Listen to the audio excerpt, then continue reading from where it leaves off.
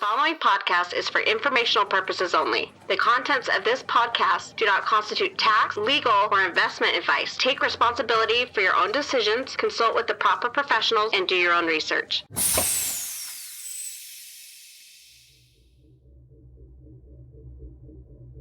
Most of the time, if not all the time, the leaders of the chain say, our users are asking we use the graph before they integrate onto our chain.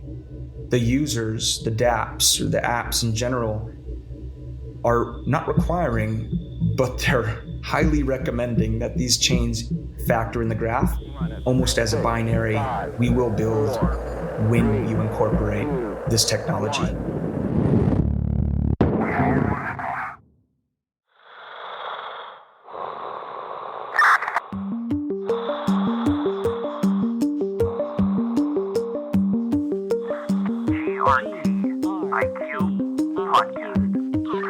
We're like astronauts floating in the space of time.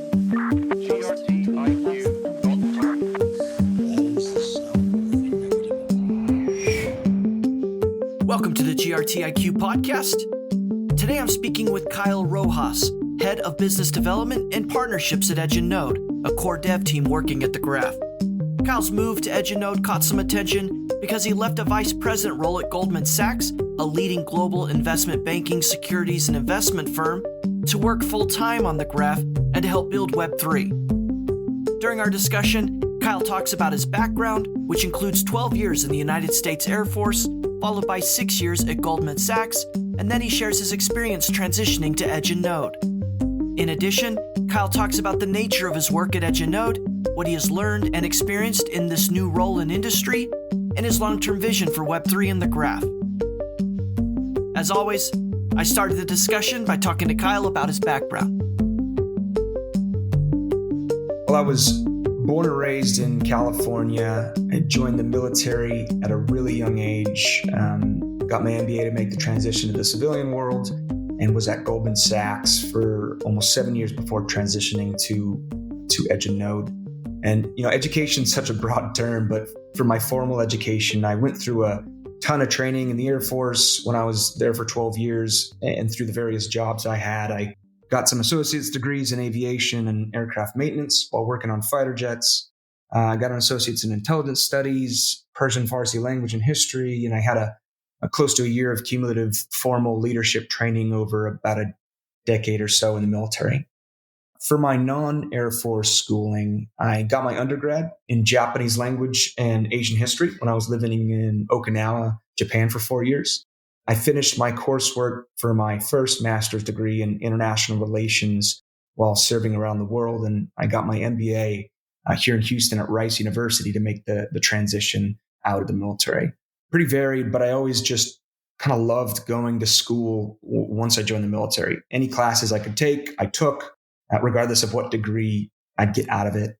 And I've always just been a person pretty infatuated with whatever my world is at the time. I've tried learning about whatever space I'm in while I'm in it, right? In the military, I read a massive amount of leadership books of all types and as much about Persian and Asian history when I was in those worlds for either my job function or because that's where I was in the world.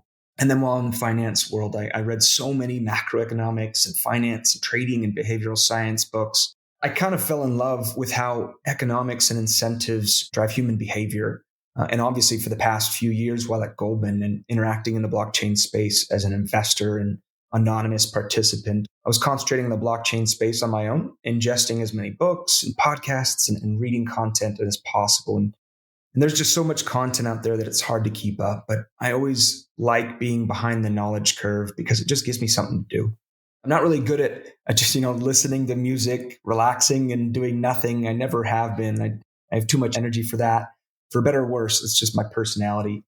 I'll always say it's for the better, but that's just me. Well, I'm interested in your time in the Air Force because you mentioned there's some maintenance on fighter jets, but also mentioned some intelligence background. So what can you tell us about your time in the Air Force and what you were doing? It's crazy how many things you can do in 12 years in the military. And you always have your main job and then you have side jobs and you have your educational jobs and leadership jobs and nonprofit stuff. But I'd say for the main ideas, what I did, I started out as a fighter jet crew chief working on F-16s. and doing that in various capacities. And that was for 5 years or so. Then I had a political position for a year while in Japan at the end of my tour, working with heads of state and very high-level military personnel from around the world.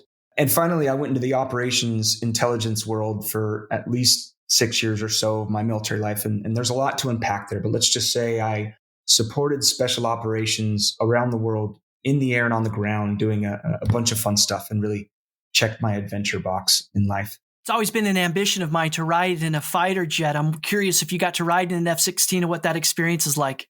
I did not. I wish I could have. I did fly in a lot of different aircraft, from helicopters to C-130s, which was my main aircraft that I was an aviator on. And I flew on a ton of smaller aircraft of all sorts, usually in the back using some interesting technologies. So never the fighter jets, though. They usually kept us on the ground working hard. Well, another thing you mentioned there is some of your background in multiple languages. You mentioned Farsi and Japanese. How many languages do you speak, and what drives your interest in foreign language? So I think I've just always loved communicating with people, just being a 99% extrovert. And that when I had the challenge of being around people I couldn't communicate with in Japan, the first day I got there, I signed up for Japanese language classes and I studied every single day. And I really enjoyed the challenge of it. And then once I started being able to speak with people, I was even more invigorated. So I just kept taking language classes, and they were at the university there, University of Maryland Satellite School. And that just ended up fitting in Japanese language and Asian history undergrad. So that's what I got. And then I had the option of going through multiple aptitude tests and various hurdles to try to become an airborne cryptologic linguist. I chose from a few different languages, chose the hardest ones just because I wanted the challenge, I suppose. And they ended up giving me Farsi because that's what the Air Force and wider military needed at the time. So I went to language school for a year straight in Monterey, California, doing 10 hours a day, 5 days a week of language school, most of it in immersion after the first few weeks. And then I'd go home and study for probably 4 to 6 hours at night, and then listening to podcasts until I fell asleep. I've always been a pretty intense person, and that time was no different. And then, so I had Farsi. I lost most of my Japanese after I learned Farsi. And finally, I needed to perfect my Spanish because it's always been a life goal to be multilingual. So right when my kids were born, or a little bit before, I started going really intense in my off time on Spanish. And luckily, my wife's Colombian. We've been married 15 years now, but never really learned Spanish fully. And now I can finally say I'm comfortable enough to, just be dropped into Colombia or Mexico or whatever and just speak the language. So yeah, right now it's just Farsi and Spanish. Probably don't know much Japanese anymore at all, except for a few key phrases that I used to say. But it's just fun. It's just another challenge to notch on the belt. So after your time in the armed services, you made a move into the private sector, and you joined a very well-known and one of the top international firms in the world, which is Goldman Sachs. What took you to Goldman, and what did you do there? Well, after 12 years in the military, I joined when I was 17. I got out when I was almost 30, and it was my entire adult identity. It was really tough for me to swallow coming into a place where I didn't know how to act or who to be. And that's why I got my MBA at Rice, since my wife got a job here in Houston as a drilling engineer at ExxonMobil, and I didn't want to be away from her. So I just chose the most challenging school and MBA program that was close. And I did an internship in oil and gas as an internal consultant, got a pretty good offer, better than I ever thought I could get in my early life, kind of growing up without money. But when I got that offer, I saw what the next 20 years would be like. I went through the simulations and it kind of bored me. So I needed something more challenging. I needed something more dynamic. And I've always thrived in ambiguity, I guess. So when my buddy who did the internship at Goldman said I might be great at that role, kind of in a corp dev and business development world and helping bring on AUM or assets for the firm, I just went full bore, got the offer and never looked back. And once it was kind of on my challenge list, I just never gave up, though there were times that was close. And while there at Goldman, I kind of needed to be a jack of all trades with the main financial incentive to bring on and manage assets for the ultra high net worth people and institutions, from the 10 millions to the billions. I also did a lot of corp dev work, helping pass opportunities to the investment banking arm for M&A, or mergers and acquisitions, in the IPO world, as well as putting Goldman balance sheet capital to work in companies across all sectors, from tech to consumer products to oil and gas, and a whole lot more. It was fun for sure, but eventually it just became less challenging, I think. Just doing more of the same to hopefully make more money, trying to keep up with or outpace those next to you. I just got tired of it. I didn't get burnt out. I just didn't feel the learning curve steep enough for myself. It just plateaued. I missed working on a team. I missed having a mission more important than my bottom line.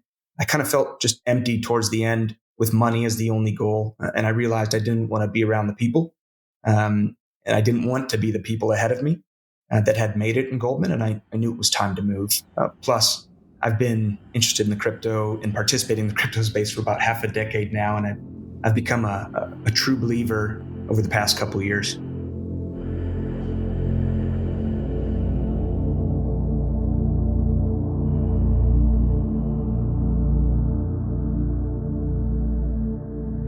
Hey, this is Stefan from the Graph Academy, announcing the Graph Academy Grants Program, a program that is intended to foster the growth of our community-driven platform, the Graph Academy. We are offering grants to contributors to incentivize the creation of high-quality educational material. If you want to apply, simply visit thegraph.academy/grants. That is thegraph.academy/grants. You can also find more information in the show notes.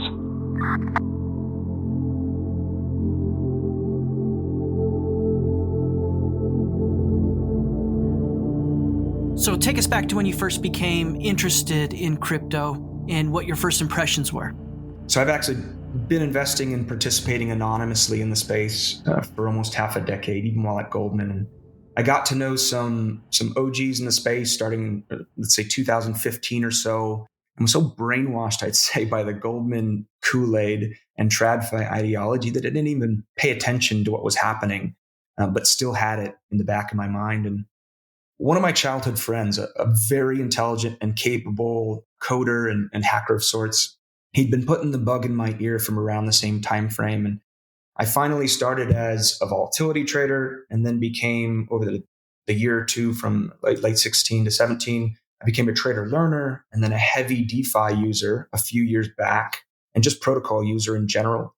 And I probably became a true believer in what this Web3 movement can do for the world a couple of years ago, even while hanging my hat at a TradFi shop.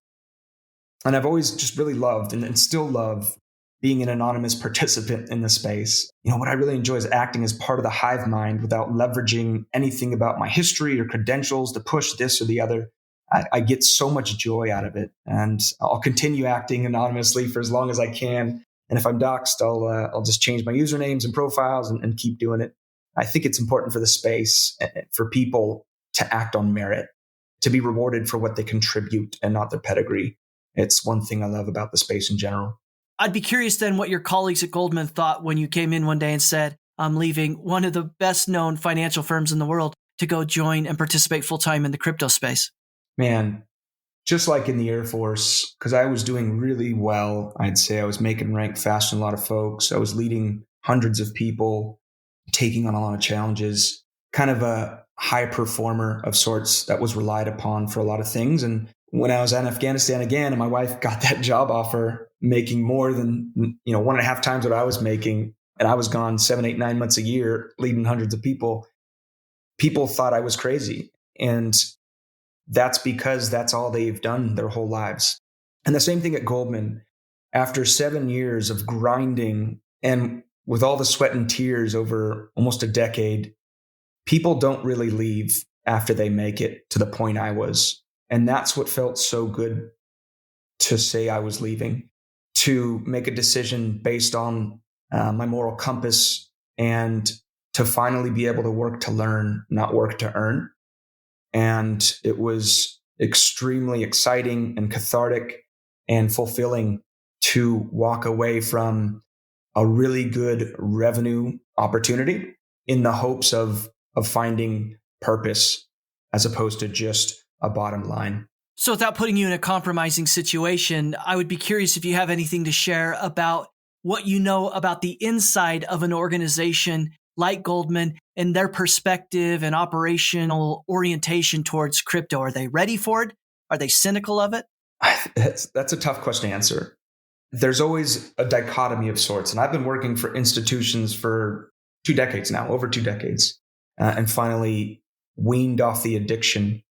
I truly think incentives drive behavior, whether it's for an individual or institution, and the incentives for large corporations is to preserve their way of life, right? And make money for shareholders. And there's so much risk in trying something new. The bigger they are, the harder it is to turn the ship. And this space is the newest of the new, truly a potential new paradigm for the world. And the traditional finance world just can't really cope with it. It's experimental, the risks are real, and corporations that are hundreds of years old will shy away from that risk, especially because they can't mathematically factor that risk into their models because it breaks their models, which is how corporate financial minds just think in general. I'd say that's one of the key philosophical differences between TradFi and DeFi, Web2 and Web3, or whatever other comparison we can think of. This disincentivizes them from participating in general. So after you leave Goldman, you join Edge and Node, you go full-time into the Web3 space. As most listeners know, Edge and Node is a core dev team working at the Graph. What can you tell us about what you do at Edge and Node? Yeah, that's tough to say in the startup environment. My title is Head of Business Development and Partnerships at Edge and Node. So like you said, one of the core dev teams working on the Graph. But in reality, I do whatever I need to do to help the team work and to help the Graph function and to help people learn about Web3 in general. So that's light tech support, developer success, marketing, some operations, leadership in various capacities, whatever it is, big or small, I'll do it. And I've kind of always been that way. I've never enjoyed it so much as I am here. I'll sweep the digital floors if I have to. I'm just happy to be part of all this. And I've always loved doing anything and everything I can in any organization I'm in, learning everyone's roles as much as possible. And my role at Edge and Node probably delivers that more than anything I've done in my life. And in the military, I had a lot of opportunities across a lot of different functions, but this blows it out of the water, which is pretty insane. It's awesome. And I'm happy to do it, right? I love it. I've always been a little scatterbrained and easily bored sometimes. And let's just say I haven't been bored for a second since I joined Edge and Node, which is strange to say only 3 months ago, because I feel like it's gone by in a day or two, but it feels like I've done enough work for a year or more. Well, I'd be curious then, with somebody who was on the outside, 4 months ago, and now is on the inside working with Edge and Node and fully committing their time to Web3. What have you learned in that transition? What do you know now that you didn't know 4 months ago that you could share with listeners? One thing that's great about working on the Graph is that as opposed to only learning about one project or one chain or one vertical, you truly get to learn about the entire space from the inside out, right? We have now 25, 26 chains. I get to meet and work with the founders and builders of these protocols, of these blockchains, and of these dApps that are building on these chains. And that's exciting because I get to learn a little bit about the entire space. I feel like I'm getting paid to learn, and I'm excited every single day when I wake up and log on and travel around the world to meet some of the most amazing folks I've probably ever met in my life. And I think I've learned that before I believed in Web3, and now I know it's taking place in real time before our eyes, and we're a lot further along than I imagined. It's probably a matter of quarters, not a matter of years. And that's exciting to be even a small part of it. Early on, when you started Edge and Node, you were attending a lot of conferences, you were a speaker, you were a panelist. I'd be curious, because of that experience, what you learned by going across the world and meeting so many different people at these conferences. Oh man, so much.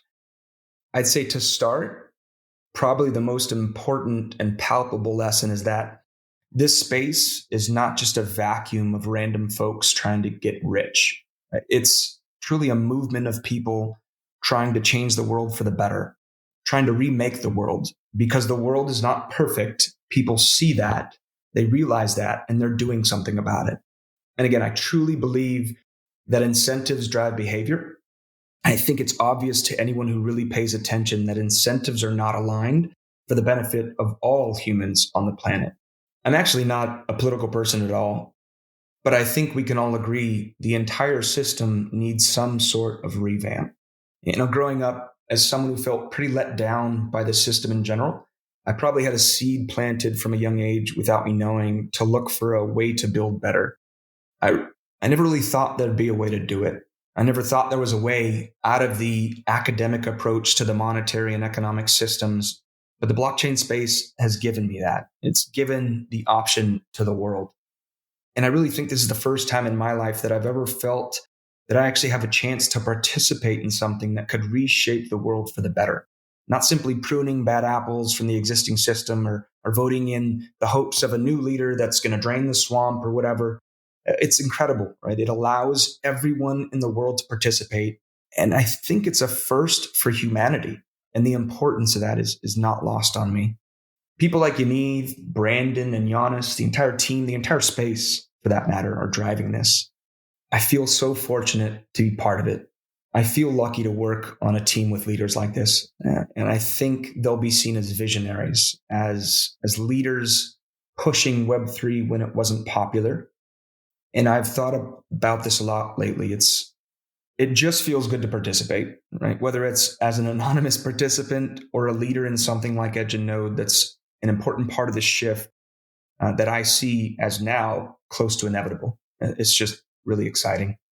So you had the option when you left Goldman and had already some experience in crypto Web3 space to probably apply many different places, and yet you chose Edge and Node. What was it about Edge and Node and this opportunity that pulled you that direction? So when I decided to leave Goldman, I instantly started reaching out to my network and luckily got some really good offers early on from some pretty big brand names. But even though I knew what the graph was doing and I knew it was important, it wasn't until I started talking with Tegan and Eva and Yaniv and team. And through that interview process, I read every single blog. I listened to as many GRTIQ episodes as I could. I listened to all Yaniv's podcasts that he's spoken on, Tegan's and Eva's. And I really started to understand the why of the graph, why decentralization matters, why an app isn't decentralized without a decentralized tech stack, and why that's important, why the robustness against physical and cyber and other types of attacks and verifiable truth is just such an understated and important part of the space. And for me personally, I've always just wanted to strive for the biggest challenges. And I think there are few challenges in this space as big as the ones that the graph is tackling, as big as the ones that I not only get to work on with this protocol, but that I get to help others figure out as well across every chain and every project. And that's kind of a gift to me. It's exciting. The GRTIQ podcast is made possible by a generous grant from the Graph Foundation. The Graph Grants program provides support for protocol infrastructure, tooling, gaps, subgraphs, and community building efforts. Learn more at thegraph.foundation. That's thegraph.foundation.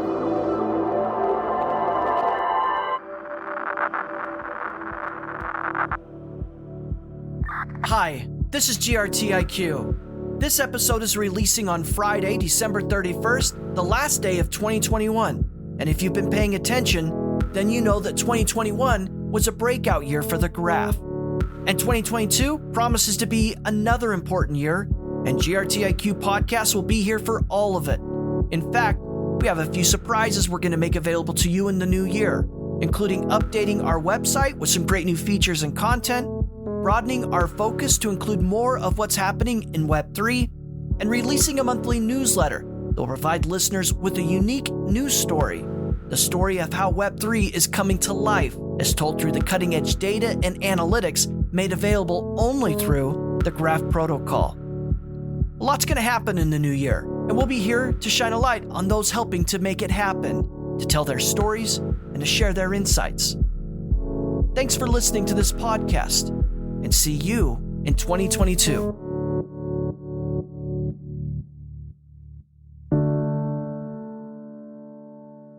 Kyle, I think listeners would be really interested in knowing what excites you. You spend all day working on the graph, and you've got this really interesting perspective of a lot of the partners working in the ecosystem. What's coming up? What exciting initiatives or deliverables or milestones are you looking forward to? That's a great question. There's a lot to look forward to. I'd say a couple of things. One is the idea that most of the volume in this protocol is on the hosted service. So it's not even factoring into the utility of this ecosystem. And we have, let's say, a little over 200 subgraphs on the decentralized network versus over 20,000 on the hosted service. We have 1.6 billion queries per day on the hosted that will likely flow over to the decentralized network. And it's working well. And it's exciting to see that it's still early days for the graph. And that's just with existing volume, not what's coming on. I'm excited about the cross-chain nature of what we're doing from the 24-25 EVM compatible networks. We recently went non-EVM, bringing on Near. We've announced we'll bring on Solana, Polkadot, and Cosmos soon. And in the end, I'm really excited for every project on every chain to be able to use the graph and build faster and more efficiently. I'm also incredibly excited about the announcements that should come out next year from the research team on their snark research, on verifiable truth, on verifiable queries, on the trustless nature that has only been a dream up to now and is becoming a reality little by little every day. To hear the team talk about some of these things, especially as a non-technical guy, one, it's mind-boggling. Two, it's humbling. And three, it's exciting to be in a room with people smarter than I'll ever be. And I'm just happy to be a little kid in the adult room. As part of your role, you're obviously speaking with subgraph developers and users of the graph. What can you share about how much they rely upon the graph? Yeah, I think one thing that's an exciting leading indicator is when chains are reaching out to integrate the graph. Most of the time, if not all the time, the leaders of the chain say, our users are asking we use the graph before they integrate onto our chain. The users, the dApps or the apps in general are not requiring, but they're highly recommending that these chains factor in the graph almost as a binary. We will build when you incorporate this technology. And that's exciting to be such a ubiquitous and essential piece of technology that it's a binary. You must use this for us to build on your chain. I also love when people have never even heard of subgraphs. We walk them through how to build it, even just sending them docs, and they come back, and I've gotten this multiple times, and they come back and say, this is absolutely amazing.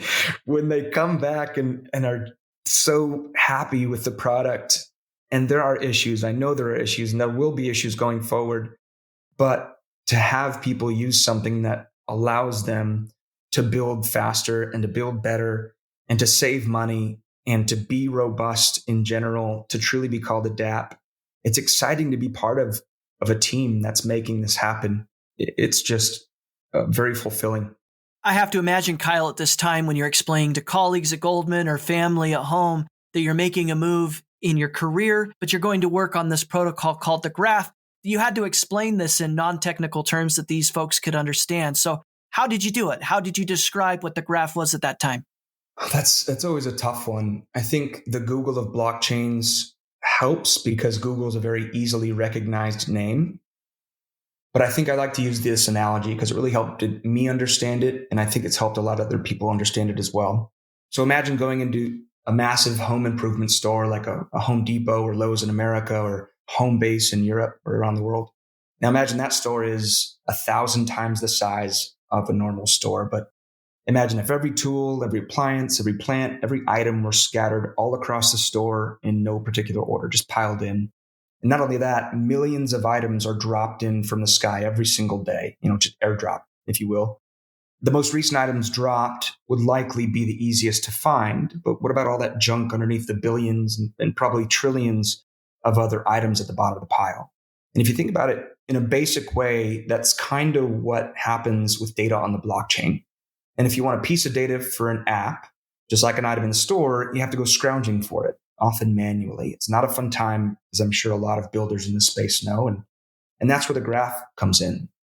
The graph is indexing and allowing queries for all existing on-chain public data. It's pretty incredible what the protocol does. And then people ask what the different participants do. And I kind of explain it as subgraphs are the individual sections, let's say a screw section. So you have a screw subgraph, and that subgraph goes around that massive 1,000x home improvement store and gathers only the screws and organizes it. The curators are the ones who come in and say, oh, it's summer. There's going to be a lot of people buying plants, and they put their GRT to show indexers what's going to be important for whatever season. And the indexers are the individual franchisees that make that one giant home improvement store into 1,000 franchises to make it more palatable. And they go straight to the subgraphs, grab the screws they need based on the curator's signaling, and they put it within their personal store and serve whatever customers come straight to them. Well, I love your creativity there, Kyle. I love the home improvement store paradigm. I guess I'd like to ask the same question when you were telling people about Web3, when you were at this period of your life making the switch.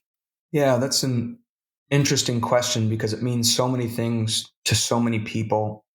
I like to explain it by going through iterations, right? So I think it was 80s, 90s. Web 1 was where companies created content and companies profited off of that content. Web 2 was 20 years or so where we created content through our digital interactions and the companies profited. And Web 3 now is where we create content and we own and profit off of it if we'd like. And I think the promise of Web 3 is a few things to me. One, it's privacy. 2, it's ownership. 3, it's realigning incentives that are fairly misaligned for some of the economic elite around the world. It's enabling access for everyone in the world that has access to a computer and the internet to be able to participate, not having to go through gatekeepers and collecting and rent-seeking middlemen and middlewomen. It's also robustness. And that's where I think decentralization comes in. Robustness against the physical, cyber, and even regulatory attacks of sorts that can disable the centralized power and decision-making authorities of anyone from a dictator to a multinational corporation that has very grossly misaligned incentives that don't benefit the entirety of the human population. Well, these are both very good answers, Kyle, and I really appreciate taking time to define the graph and Web3 and how you described them to others when you were making this move into the space full time. I'd like to ask a third follow-up question in this context. How do those two things then fit together? When you think about what the graph is and what Web3 is, how in your mind do you marry the graph to Web3? Well, without the graph and without other parts of a decentralized tech stack, an application is not decentralized. There are risks to centralization that I've already mentioned that I think can and will play out in the near, midterm, or long-term future. And we need to move towards decentralization to prepare for that. I don't think it's an if it's coming. I think it's a when. And if we can get to a truly decentralized tech stack and increase robustness, I think that will be very important for human society. And not only that, when you think of what the best leading indicator for any society, any entity for survivability, it's innovation. And for somebody to innovate, they can't keep rebuilding things from scratch like Web2 companies who have to rebuild their entire tech structure. They have to build information, capital, and network moats. And now there are these protocols making these public goods like the Graph or other amazing projects like decentralized storage projects, for example, where apps can go directly to them, use that tech stack in a well-incentivized way, and they can concentrate on UI, UX, they can fail fast, they can fail forward, and they can innovate. And that is going to speed up the pace of innovation for the human species more than anything I think we've ever seen. And that's really cool to think how fast we're going to be able to iterate on everything we're doing right now. I think we're not ready for how fast this can move forward if all this works as well as we think it will. Hey, this is Kyle Rojas, Head of Business Development and Partnerships at EdgeNote, and also a proud delegator. If my conversation with the GRTIQ podcast has been helpful to you, please consider supporting future episodes by becoming a subscriber. You can visit grtiq.com/podcast for more information. That's grtiq.com/podcast. Thanks for listening.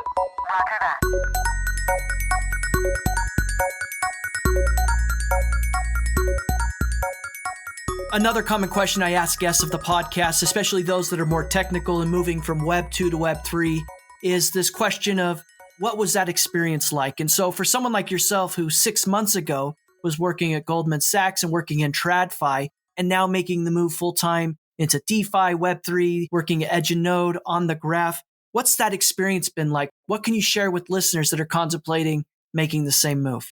Man, that's tough. This is my third career, like my third full career.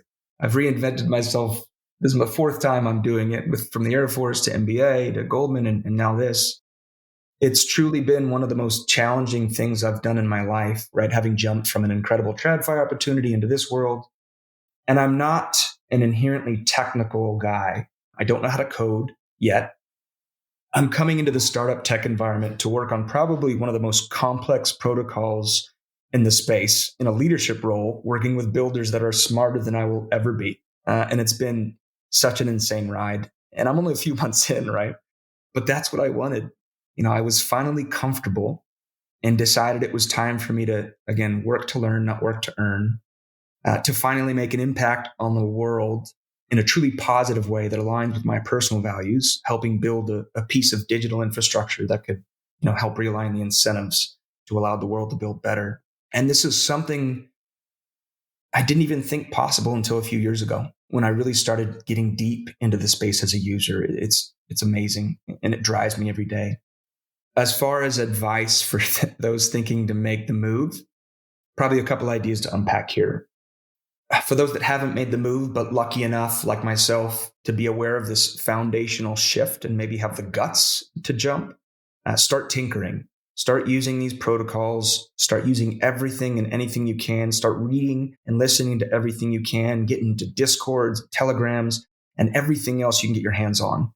If you don't, it's on you when you look back 20 years down the road, when the future becomes the present, and you realize that you missed the opportunity of a lifetime. I think you'll regret that you didn't at least try to go through the simulation to see if it's worth diving deeper. And second, for people close to making the move or are actually in the process, just buckle up. In the end, we could always go back to what we were doing before. Just keep that in mind. Optionality is so valuable, and we can always go back to the lives we were in before. It's so cliche, but I know on my deathbed, I'll only regret what I didn't at least try to do. So just go do something for the world, right? If it all fails, at least you took a swing at one of the juiciest pitches we'll ever have in our lifetime, maybe many lifetimes. And you just don't want to strike out by not at least swinging at that pitch. What's your long-term vision for the Graph? This one's pretty easy for me. I think my long-term vision for the Graph is that Once every piece of digital data is tracked on blockchains, which I think is not only possible, but becoming more and more likely every day, the graph will be the technology that allows people to sift through that data. Near term, I think it'll be the way to access data across every project on every blockchain across the entire space. And that alone is pretty insane. But now imagine when the world's data starts living on blockchains in general. And again, something I think is pretty likely. When all medical data, personal identification information, all supply chain data from commodities to food items to all real world assets and services from real estate to landscape services, everything that's tracked digitally, it will realistically all be tracked on chain. And I think that's pretty crazy that we're getting close to that paradigm shift. The graph will power it all. It already is powering much of it. I really think it'll index all digital data in the world. And as the world continually digitizes everything, every data point we previously kept on paper, the graph will power everything. It's pretty cool. The graph, I'd say, is one of the most essential pieces of digital infrastructure in this new world. And what matters to me is just helping even a little bit with what I do to empower people, to empower builders, to empower innovators to go and just move things forward. It's my new life mission, and I couldn't be more thankful for the opportunity. In addition to your work at the Graph and everything you've shared about Web3 and Edge and Node, what excites you most about the future of Web3 and crypto? I think I hit this a little bit, but I would reemphasize that I think Web3 and the Graph will allow a few things. I think it's all about power dynamics. So who is making the decisions and deciding what data to provide that people consider truth, meaning it shouldn't just be a few folks behind closed doors. The decentralization we discussed, in my opinion, is about the decimation of centralized power structures and decision-making. It's about well-aligned incentive structures that drive behavior regulated by code and not emotional decision-making, as well as increasing the robustness in all systems to resist attacks of all types. It's about verifiability of data, as in, how do we know what Google or the government or some dictator serves us as true data, since they own the data and can literally change what they want? Imagine if a dictator owned servers and what that dictator could do to sway what is seen as true in that person's country. Right? It's about control, among other things, of course. He or she that owns the data and therefore the narrative has control. And that's pretty scary to me. And there's so much that the Web3 renaissance can help fix. It's pretty incredible that we have something that is even able to attempt to uproot these systems. It's pretty crazy. And you and I get to be part of it, right? It's really cool. For my final question, I want to ask something more personal in nature, and it's about your drive and your ambition. You've mentioned several times a little bit about your background and some of the things that you've achieved in your life as you push yourself forward. I would really like to know what motivates you. I think growing up as a pretty lower middle income kid who got in trouble a lot with the law all through high school and a little bit before, and was a bit behind the IQ and EQ curve, gave me a chip on my shoulder that has always made me feel like I needed to catch up. And once I started to get the dopamine hits from conquering challenges, I realized how exciting it is. And I kept going for bigger and bigger challenges, whether it was in the military and try to become a leader and lead 10 people or get awards, or then I'd lead 50 people, then 100 people. And then I'd go on different missions, and then I'd start nonprofits and try to build missions there. And then whether it was in the military, trying to lead people, trying to learn more and more and achieve higher degrees, to challenging myself at Goldman in an ambiguous environment. And after succeeding, then blowing up what some consider a dream job of sorts, where you're comfortable and money's coming in and revenue is increasing pretty well going forward. I think what drives me is the challenge, the idea of being emotionally anti-fragile, of always growing. And when I stop growing, when I stop moving, when I stop listening to podcasts, or when I stop doing something that's productive, I feel stagnant. And that's one of the worst possible feelings for me. And I'm sure it'll change as I get older. And I don't know what I'll have to do to feel comfortable, but I'm not there yet, especially when this opportunity to work on something so monumental, so important for the world, in my opinion, is right in front of me.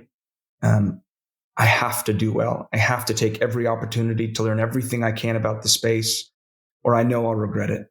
And as I mentioned, I know I'll only regret what I don't do. If I fail, that's fine. I'm not scared of that. I'm scared of not trying. Kyle Rojas, thank you so much for your time. You've been very generous in sharing so many great ideas, especially about your background and your recent move into a full-time role at EdgeNode and working on the Graph. If people want to learn more about you or follow your work, what's the best way to do it? I sometimes post on Twitter, not often, but my handle there is Kyle, capital A, Rojas. My Telegram and Discord are the same handle, and feel free to ping me there if you need anything at all. I try to always be there to help find answers, even if I don't know them offhand. In the end, if you need something regarding the Graph, just ping me ASAP. I'm all in on this initiative, and I'm here to help. This has been a production of the GRTIQ podcast. For more information, including detailed show notes, visit grtiq.com/podcast. That's grtiq.com/podcast. Please consider contributing to this project and helping build the community by subscribing and leaving a review. GRTIQ Podcast. Roger that.